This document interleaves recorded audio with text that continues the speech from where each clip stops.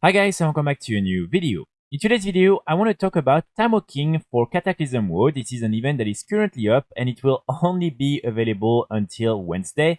So I'm making this video a little bit late, but I still want to bring these different information to your attention. So during this event, you will be able to get some new rewards that have been added with patch 11.0.7, and you will be able to buy them from the main Timewalking vendors. So the one for all players is located right here in Orgrimmar. Normally, if you open your map, you will see the Timewalking vendor. And then for Stormwind City, it will be around the different portals that are in the middle of the lake. And normally, again, you will be able to find it pretty easily. And so here, this time around, we have the following new items that you can purchase from the vendor with your Tamra badges. So first we have this new flying mount, the Broodling of Sinestra. This is one of these different drakes. We've already had so many of them. This one is nothing special, and having to spend 5,000 in order to get it is a little bit painful, but at least this is a +1 for your collection, so you can already buy it right now. Then there is also these different sets. So these are all recolored versions of some of the sets from Cataclysm WoW. You have the cloth one, you then have the leather one right here. You then have the hunter or male one, and I think this one is by far the coolest one. It's actually really nice.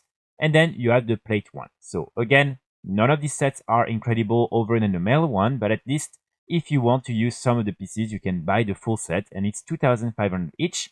Then we have two new tabards. So right now I can only show you the old version one, and this is this one, which I think looks pretty cool, and you will be able to buy it for 500. And then finally, we also have this new mount, the Sandy Shellwing.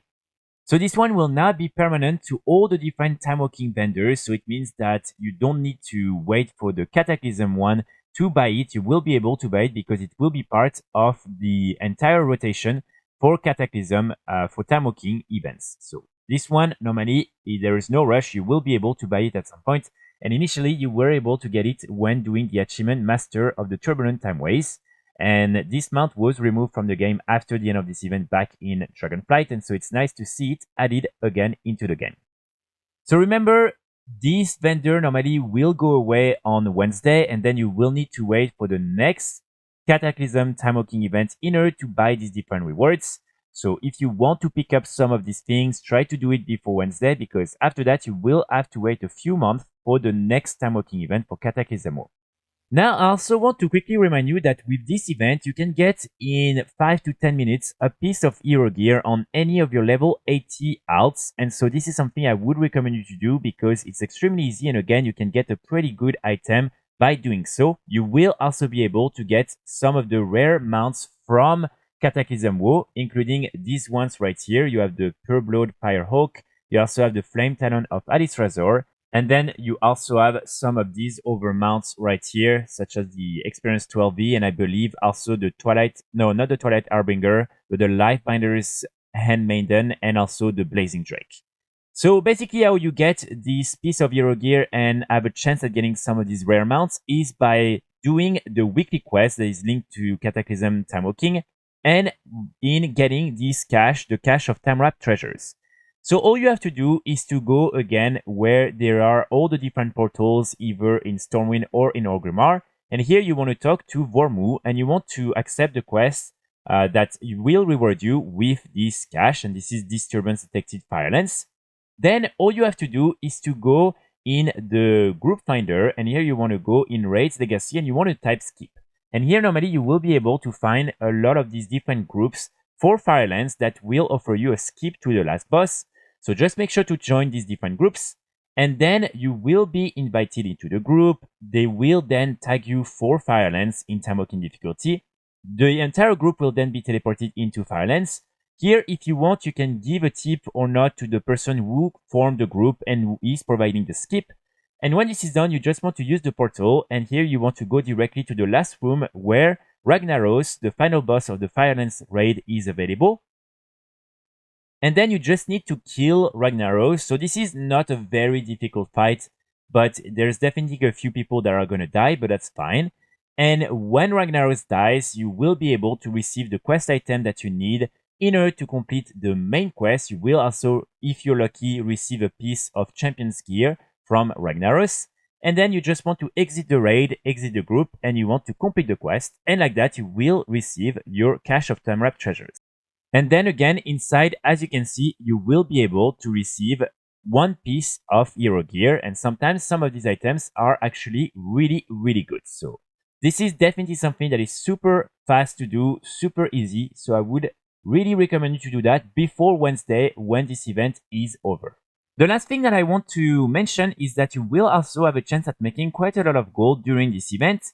So basically, with the Firelands raid in Timewalking difficulty, some of the boss drops, so some of the items you will be able to get from the different raid bosses, will actually be BOEs. For instance, you have this item right here. As you can see, this is a sword with an eye level 597, and it will be a BOE item.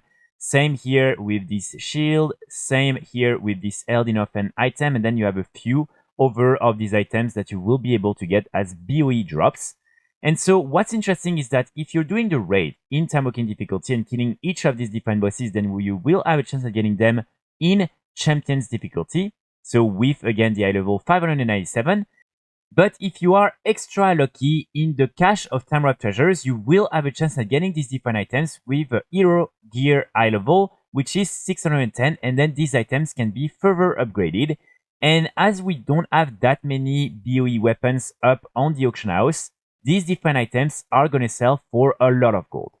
And here, for instance, if you go right now in your auction house, probably you're going to see some of them that will be there, especially the Champions Gear items. But then if you are lucky again, you can have a chance at getting some of these items with an eye level of 610 through the bag. And this is something that is really good, because again, we don't have that many of these items as BOE gear. And so if you manage to get your hands on some of them, you can consider selling them on the auction house, because the next patch will be 11.1.